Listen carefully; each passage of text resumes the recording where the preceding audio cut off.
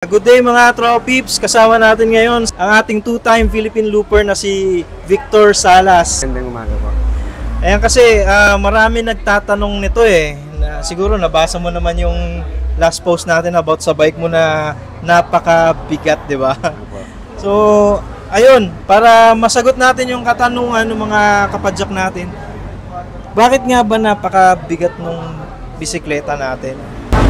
Kasi po, yung travel ko po, meron siyang workshop na kasama.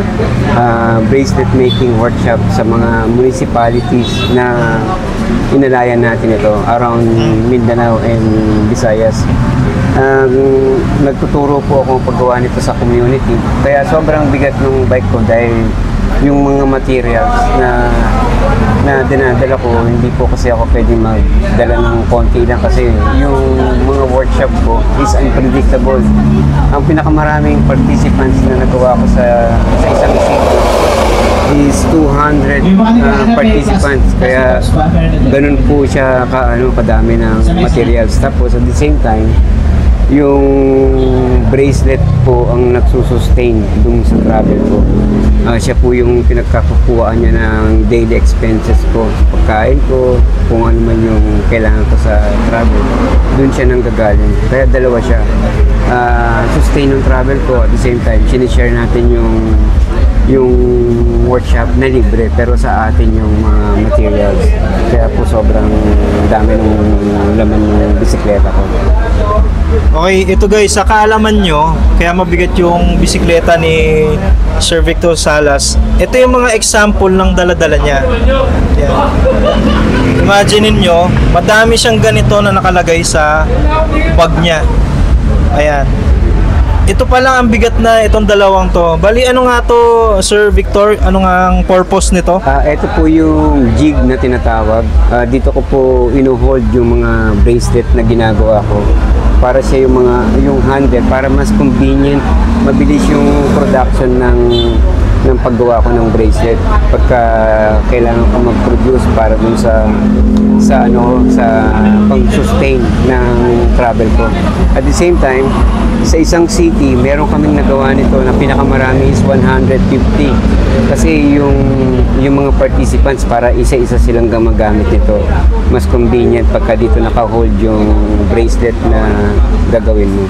Bali, ito yung tools na ginagamit mo para dito mo hinuhulma yung mismong bracelet. Okay. Imagine niyo guys, dalawa pa lang to. Bali, ilan ba yung ganito mo?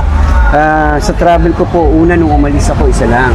Oo. Tapos pag nakita nung winord ka pa natin dito sa Aurora, Zamboanga del Sur, na sobrang hirap kasi yung una kong workshop sa kanila, nakita niya yung participants ko is 75.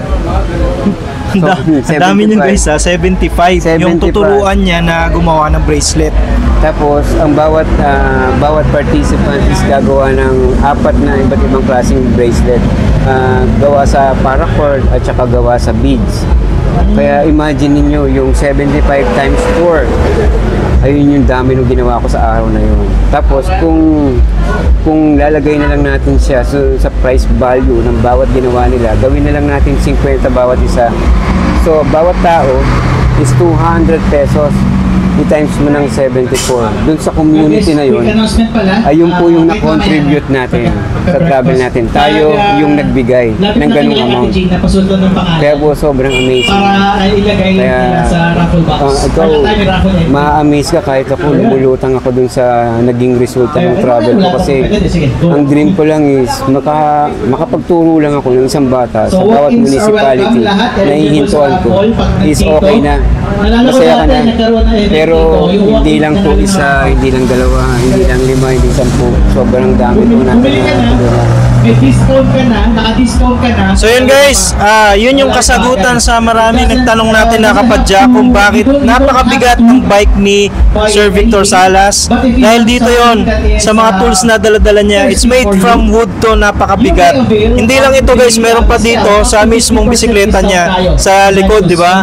And at the same time, daladala niya rin yung mga materyales na gagamitin para sa paggawa ng bracelet. So yun, thank you so much. Thank at you po. nalinawan yung mga kapadyak natin. Thank you po, sir. Tsaka, habol ko lang tapos na po yung Philippine Loop ni Victor Salas, di ba? Pangalawang beses na itong ginawa at hindi pa lang po siya nagsisimula. Kasi ang pagkakalam ng iba, nagsisimula pa lang siya at ito na yung daladala niya na napakadami. Hindi po, tapos na po siya umikot sa Pilipinas. This is his second time na natapos na yung Philippine Loop with the purpose. Yung purpose niya po sa Philippine Loop niya ay makapagturo how to make bracelet na makakatulong sa livelihood ng mga kababayan natin sa bawat parte ng Pilipinas. So yun, Sir Victor Salas, sobrang saludo ako sa inyo sa ginawa nyo. Maraming salamat. Okay. Ayun mga kapadyak, Sir Victor Salas, ang ating two-time Philippine Looper.